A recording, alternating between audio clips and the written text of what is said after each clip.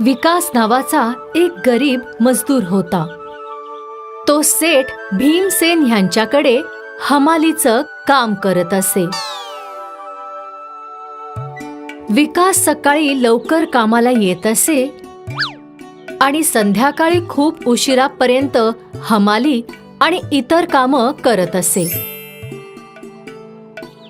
एवढे कष्ट केल्यानंतर विकासला फक्त 4 नाणी मजदुरी म्हणून मिळत असत. एक दिवस खूपच गरमी होती आणि पूर्ण दिवस पोती उचलून विकास थकला होता.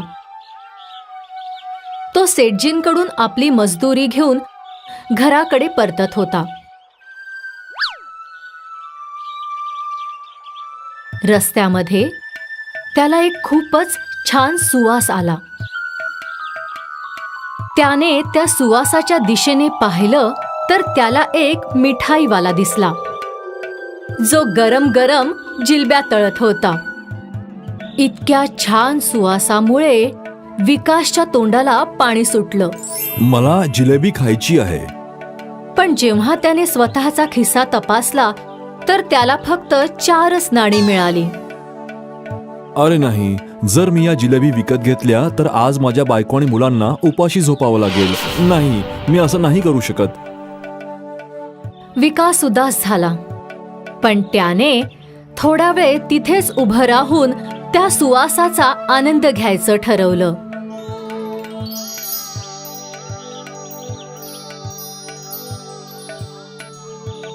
बराच वेळ त्याच ठिकाणी उभं राहून विकास तो सुवास घेत राहिला आणि मनातल्या मनात हसतही होता.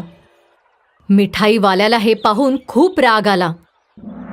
त्याला विकासचं हे वागणं पाहून अजिबात आवडलं नाही. मिठाईवाला रागारागाने विकासच्या जवळ पोहोचला. पैसे काढ. अरे पण मी तर कोणतीही मिठाई विकत घेतली नाहीये, मग कसले पैसे देऊ? गेल्या अर्ध्या तासापासून तू इथे उभं राहून माझ्या चांगल्या मिठाईचा सुगंध घेतो आहेस, त्याचे पैसे. अरे हे तर चुकीचं आहे. असं कधी सुगंध घेण्याचे पैसे लागतात का? तू मिठाईचा सुगंध घेऊन मनोमन खुश होत होतास, त्याचेच पैसे. पण मिठाईवाला खूप चिडला आणि जसा त्याने आपला हात उगारला. थांबा थांबा, मी पैसे देतो. मिठाईवाला थोडा शांत झाला. काढ सगळे पैसे.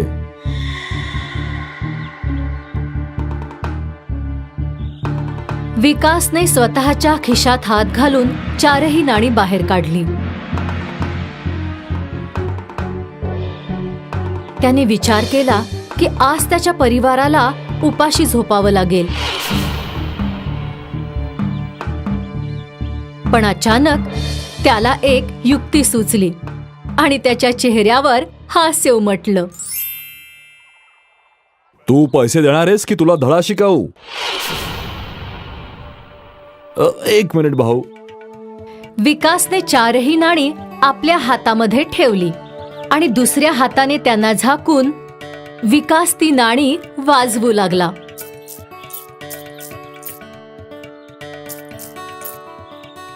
विकास बराच वेळ ती 4ही नाणी वाजवत राहिला. हे पाहून मिठाईवाला खूप चिडला. हे काय करतोयस? जसं मी सुगंध घेऊन तुझ्या मिठाईचा आनंद घेतला तसं तू सुद्धा या नाण्यांचा आवाज ऐकून आनंद घे की हे तुला मिळालेत. समजलं? मिठाईवाल्याची तर हवाच निघून गेली आणि विकास तिथून हसत हसत आपल्या घराकडे परतू लागला.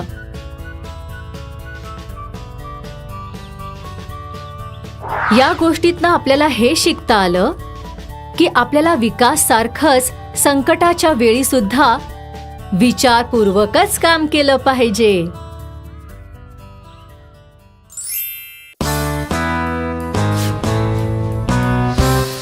भीमपूरमध्ये विष्णू नावाच्या मिठाईवाल्याचं दुकान खूपच प्रसिद्ध होतं.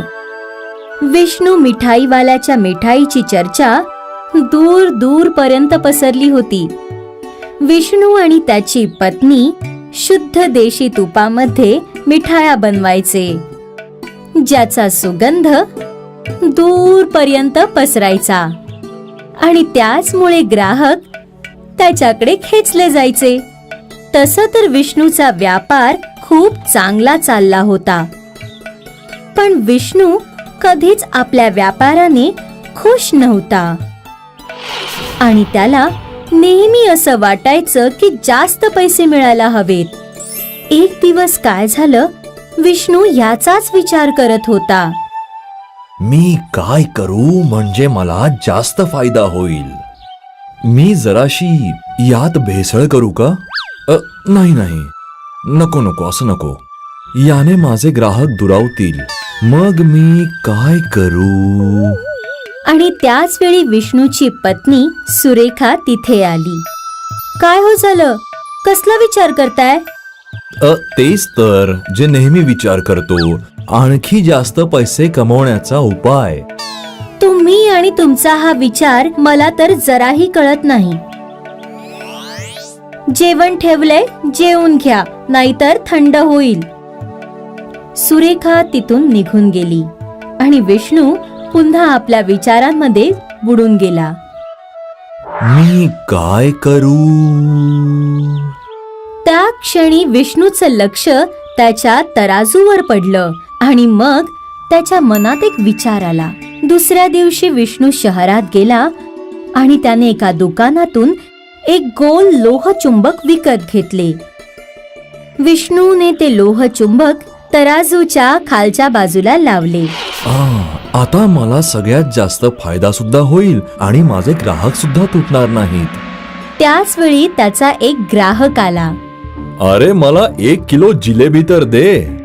विष्णूने ग्राहकाला जलेबी दिली आणि पैसे बघून तो खूप खुश झाला. तराजूच्या खालच्या बाजूला चिकटवलेल्या चुंबकामुळे विष्णूला आता चांगलाच फायदा होऊ लागला होता. स्वतःचा फायदा बघून, अगं, ऐकलंस का? आता मला कुठलीही चिंता नाहीये. असं काय झालं हो? कारण आता माझा नफा वाढत चाललाय. आणि तो कसा हो? हे बघ. पण हा तर धोका दिल्यासारखं होईल ना? धोका वगैरे काही नाही, हे सगळंच करतात. चांगला नफा सुद्धा होतोय ना. तरी सुद्धा माझं म्हणणं हेच आहे की हे चुकीचंय. विष्णूने सुरेखाचं म्हणणं ऐकलंच नाही. एक दिवस काय झालं की बबलू विष्णूच्या मिठाईच्या दुकानावर जलेबी खरेदी करायला आला. मला 2 किलो जिलेबी द्या. आत्ता देतो. हा. विष्णूने 2 किलो जलेबी तोलली आणि जेव्हा बबलूने जलेबी हातात घेतली तेव्हा त्याला काहीतरी खटकलं. दादा, ही 2 किलो तर वाटत नाहीये. हिचं पुन्हा एकदा वजन करा. विष्णू घाबरला. तू एकटाच ग्राहक नाहीयेस. मला इतरांना सुद्धा मिठाई द्यायची आहे. घ्यायची असेल तर घे, नाहीतर जा इथून. बबलूच्या लक्षात आलं की नक्कीच काहीतरी गडबड आहे. बबलू आता दुसऱ्या दुकानावर गेला आणि तिथे जलेबी पुन्हा तोलली आणि ती तेव्हा फक्त 1.5 किलो निघाली. बबलू हातात एक तराजू घेऊन विष्णू मिठाईवाल्याच्या दुकानाच्या बाहेर पोहोचला. ऐका ऐका ऐका, तुमच्यासाठी आणलाय जादुई तराजू. जेही मोजाल कमीच निघेल. या या या. विष्णू हे सगळं पाहून घाबरला, पण तरीही तो बबलूला धमकवायला गेला. अरे, हा काय आगाऊपणा तू करतोयस? आगाऊपणा मी नाही तर तो तुम्हीच सुरू केलाय. भोळ्या बाबड्या गाववाल्यांना तुम्ही लुटत आहात. बबलूने विष्णूचा तराजू उचलला. हे बघा, हे चुंबक. हा विष्णू आपल्या सगळ्यांना लुटतोय. ग्राहक भडकले आणि त्यांनी विष्णूला चांगलाच मार दिला. आणि म्हणूनच म्हणतात ना, इमानदारीची कमाई खरी कमाई असते आणि बेईमानीचा कायम वाईटच परिणाम होतो. पुष्पा एक मोची होता. या साहेब या. आपले जोडे आणि चप्पल दुरुस्त करा. या साहेब या. पुष्पा खूप जास्त मेहनत करायचा, पण त्याची रोजची कमाई 100 रुपयापेक्षा जास्त होत नव्हती आणि हे 100 रुपये रोजच्या खर्चामध्ये उडून जायचे. त्यामुळे काहीच पैसे वाचत नसायचे. पुष्पाची बायको मुन्नी प्रत्येक वेळी त्याला म्हणायची, तुम्ही हे जुते चप्पल ठीक करण्याचं काम सोडून दुसरं कोणतं तरी काम करा. या कामामुळे आपण काहीच घर नाही चालू शकत. जरा भविष्याबद्दल विचार करा. तुमची मुलगी मोठी होत आहे. तिच्या लग्नासाठी आपण पैसे कुठून आणणार?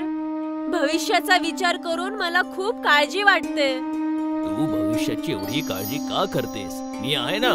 मी काही पण करून पैशांचा बंदोबस्त करून आपल्या मायाचं लग्न करून टाकेल ना. माझा भाऊ रमेश सरकारी नोकरी करतो. तो नक्कीच आपली मदत करणार. पुष्पाला त्याचा भाऊ रमेश यावरती खूप विश्वास होता, पण रमेशला पुष्पाबद्दल काहीच घेणं देणं नव्हतं. रमेशला पुष्पासोबत बोलायलाही लाज वाटायची. अरे रमेश, कुठे जात आहेस? खूप दिवसानंतर दिसलास. किती वेळा सांगितलंय, जेव्हा पण मी रस्त्याने जाणार तेव्हा मला हाक नको मारत जाऊस. तू एक सांबार आहेस आणि मी मोठा अधिकारी. तुला भाऊ म्हणून पण मला लाज वाटते. तुला असं नाही बोलायला पाहिजे रमेश की आपले बाबा पण सांबाराचे काम करायचे. बाबांनी तुझ्या अभ्यासामध्ये सगळा पैसा ओतला आणि तुला माझ्यासोबत बोलायला सुद्धा शरम येते. ओहो, तेच पुन्हा पुन्हा. आता माझा टाइम खराब नको करूस, मला जायचंय. एक दिवस पुष्पाची मुलगी माया शाळेमधून परत आली.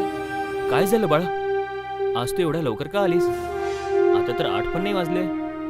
बाबा, स्कूलवाले म्हणतायत की पहिल्यांदा फी भरा तरच स्कूलमध्ये येऊ देणार. शाळेची फीज? पुष्पाला रमेशची आठवण आली. त्याने विचार केला की रमेश नक्कीच त्याची मदत करेल. पुष्पा रमेशच्या घरी पोहोचला आणि त्याचं दुःख त्याला ऐकवू लागला. रमेशने पुष्पाला खूप ऐकवलं आणि त्याला त्याच्या घरातून निघायला सांगितलं. निघून जा इथून आणि माझ्याकडे नको येशील. तुझ्या मुलीचं शिक्षण होत नाही तर मी काय करू? मी का सगळ्यांचा ठेका घेतलाय? पुष्पाला खूप वाईट वाटलं. जेव्हा तो घरी येत होता त्यावेळेस त्याच्या डोक्यामध्ये रमेशने बोललेल्या गोष्टी फिरत होत्या. अचानक पुष्पा रोड क्रॉस करताना त्याला एका गाडीने धक्का दिला. जेव्हा रमेशचे डोळे उघडले तेव्हा तो एका हॉस्पिटलमध्ये होता. मी इथे कसा पोहोचलो माया? बाबा, तुमचा ऍक्सिडेंट झाला होता. एका माणसाने तुम्हाला हॉस्पिटलमध्ये आणून सोडलं. हॉस्पिटलचा खर्च भागवण्यासाठी माझे सगळे दागिने विकले गेले. माझ्याजवळ फक्त 1000 रुपये राहिले आहेत.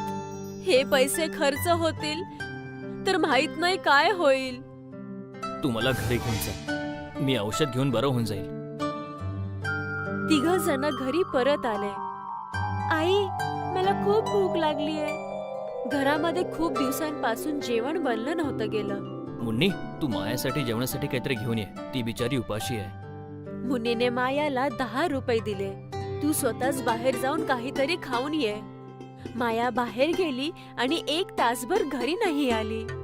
मुन्नी आणि पुष्पाला तिची काळजी होऊ लागली. मुन्नी, जरा बघून ये बरं माया कुठे आहे. मुन्नी घराच्या बाहेर जाण्याच्या आधी माया तिथे पोहोचली. एवढा उशीर का झाला बाळा? बाबा, मी जिलेबी खरेदी करत होते. बाजारात जिलेबीची खूप सगळी दुकानं आहेत आणि प्रत्येक दुकानामध्ये खूप सगळी गर्दी असते. असं वाटतंय की आपल्या गावातल्या लोकांना खूप जिलेबी आवडते. ऐका, माझ्या डोक्यामध्ये एक आयडिया आली आहे. देव ना करो परत काही घडलं तर आपण पैसे कुठून आणणार? त्यासाठी आता तुम्हाला मोचीचं काम बंद करावं लागेल. आपल्याला जिलेबी विकायचं काम चालू करावं लागेल. पण मला जिलेबी बनवण्याचा कुठलाच अनुभव नाहीये. अरे, त्यामध्ये काय? ते तर आपण शिकून घेऊयात. मुन्नी आणि पुष्पा एक दिवस जिलेबी विकत घेण्याच्या बहाण्याने बाजारात जिलेबीच्या दुकानामध्ये गेले आणि त्यांनी पाहिलं की जिलेबी कशी तयार केली जाते. हे तर माहित पडलं की जिलेबी कशी बनतात ते, पण आता ठेला आणि सामान विकत घेण्यासाठी पैसे कुठून येणार? मी माझ्या भावाकडून 5000 रुपये उधार घेते. संकटामध्ये माझा भाऊ कधी कामाला येणार? पुष्पाच्या पूर्ण परिवाराने मिळून एक गाडा घेतला आणि त्याच्यावरती जिलेबी विकायला सुरू केली. या या गरमागरम जिलेबी खा, स्वादिष्ट जिलेबी, लवकर या. एकदा खाऊन तर बघा, खातच राहा. मुन्नी पुष्पाच्या हाताची स्वादिष्ट जिलेबी खा. या या लवकर या, स्वादिष्ट जिलेबी खा. मुन्नी पुष्पाच्या ठेल्यावरती कोणीही जिलेबी विकत घेण्यासाठी येत नव्हतं. लोक मोठमोठ्या दुकानामधूनच जिलेबी विकत घ्यायचे. एवढा मोठा मार्केट आहे आणि एवढे सारे दुकान आहेत. तूच सांग, लोक आपल्याकडे जिलेबी विकत घ्यायला काय येणार? एक आठवडा निघून गेला. खूप सगळ्या जिलेबी गाड्यावरती ठेवून ठेवून खराब झाल्या होत्या. पण गाड्यावरती एखादा दुसरा फक्त ग्राहक येत होता. काम चालत नव्हतं, त्यामुळं घरामध्ये जेवणाचे वांदे होऊ लागले. हे देवा, माहित नाही तू आमच्यासाठी एवढा निर्दयी का आहेस. सगळ्यांचं दुकान चालत आहे, पण आमच्या दुकानावरती कोणच ग्राहक येत नाही. आई बाबा, आपल्याला काहीतरी नवीन करावं लागेल, ज्यामुळे ग्राहक आपल्या दुकानाकडे आकर्षित होतील. नवीन म्हणजे काय? असं काहीतरी ज्यामुळे बाजारामध्ये आपला प्रचार होईल. आपण जर गोड जिलेबीच्या ऐवजी आंबट जिलेबी विकले तर? आंबट जिलेबी याचा काय अर्थ आहे? बाबा, गोड जिलेबी तर सगळे लोक विकतात. आपण आंबट जिलेबी विकूयात आणि जसं तुम्हाला समजेल की आंबट जिलेबीचा काय उपयोग आहे, आणि असेच लोक आंबट जिलेबीकडे आकर्षित होतील आणि आपल्या दुकानाकडे येतील. पण बाळा, आपण आंबट जिलेबी बनवणार तरी कसं? जिलेबीला आंबट करण्याचे खूप सारे उपाय आहेत. आपण असं करू की मैद्यामध्ये दही मिसळूया आणि त्यामुळे जिलेबी आंबट होईल. आणि याच बरोबर आपण प्रत्येक वेळीसाठी ही गोष्ट सिक्रेट ठेवूयात की आपण मैद्यामध्ये दही मिक्स केला आहे. जर लोकांना समजलं की आपण आंबट जिलेबी कसं बनवतो, तर बाकीचे दुकानदार पण आंबट जिलेबी विकायला सुरुवात करतील आणि मग आपली विक्री कमी होऊन जाईल. तू एकदम खरी बोलतेस. दुसऱ्या दिवशी पुष्पाने बाजारामध्ये सांगितलं, ऐका ऐका ऐका, आमच्या दुकानावर या आणि पहिल्यांदा आंबट जिलेबी खा. खूप सगळे लोक आंबट जिलेबीकडे आकर्षित झाले. त्यांना जाणून घ्यायचं होतं की आंबट जिलेबी खायला कशी लागते. पुष्पा आणि मुन्नीची आंबट जिलेबी पहिल्याच वेळी सुपरहिट झाली. लोकांनी 1-1 किलो जिलेबी खरेदी केली. काही लोक पुष्पाला विचारायचे की तुम्ही जिलेबीमध्ये काय ऍड करता, तर पुष्पा हसून उत्तर द्यायचा, अरे भाऊ, हे तर एक खूप मोठं सिक्रेट आहे. तुम्ही जिलेबी खाण्यावर लक्ष द्या. काही दिवसापर्यंत सगळं चांगलं चालत राहिलं होतं. पण पुन्हा पुष्पा आणि मुन्नीवरती एक मुसीबत आली. गावामध्ये चेतन नावाचा एक हलवाई राहत होता. पुष्पाच्या आधी लोक सगळ्यात जास्त चेतनच्या दुकानातूनच जिलेबी खरेदी करायचे. चेतनने पुष्पाविरुद्ध वाईट बोलायला सुरुवात केली. ऐका ऐका ऐका, पुष्पा आणि त्याची बायको मैद्यामध्ये विषारी पदार्थ मिसळतायत, ज्यामुळे जिलेबी आंबट होतात. हा विषारी पदार्थ तुमच्या शरीरासाठी हानिकारक आहे. अशा गोष्टीमुळे पुष्पाच्या गाड्यावरती खूप कमी लोक आता येऊ लागली होती. पुष्पा त्याच्या गाड्यावरती येणाऱ्या प्रत्येक ग्राहकाला बोलायचा, आम्ही आमच्या जिलेबीमध्ये कुठलाच विषारी पदार्थ मिसळत नाही. तर तू मग सगळ्यांना सांगत का नाहीस की जिलेबीमध्ये काय मिसळता? मुन्नी आणि पुष्पा जेव्हा एक रात्री आराम करत होते, तेव्हा मुन्नी पुष्पाला म्हणाली, असं वाटतंय की आपण आपल्या त्या सिक्रेटला जास्त दिवस सिक्रेट नाही ठेवू शकत. आपल्याला सगळ्यांना सांगावं लागेल की आपण जिलेबीमध्ये काय मिक्स करतोय ते. तर मग प्रत्येक जण आपल्यासारखी जिलेबी बनवण्याचा प्रयत्न करेल. पण विष घातलेल्या पदार्थाच्या जोकमुळे तर आपला धंदा चौपट होऊन जाईल. दुसऱ्या दिवशी मुन्नीने त्यांच्या गाड्यावरती मोठा बॅनर लावला, ज्यावरती लिहिलं होतं, आम्ही मैद्यामध्ये दही मिळवून जिलेबी बनवतो, त्यासाठी आमची जिलेबी आंबट आहे. त्यानंतर बाजारामध्ये सगळी लोक मैद्यामध्ये दही मिसळून जिलेबी बनवू लागले. पण तरीही पुष्पाच्या दुकानाची विक्री कमी नाही झाली, कारण आंबट जिलेबीची सुरुवात पुष्पानेच केली होती. लोकांना माहित आहे, सुरुवात कोणीतरी एक करतो आणि त्याच्या मागे चालणारे हजारो लोक असतात.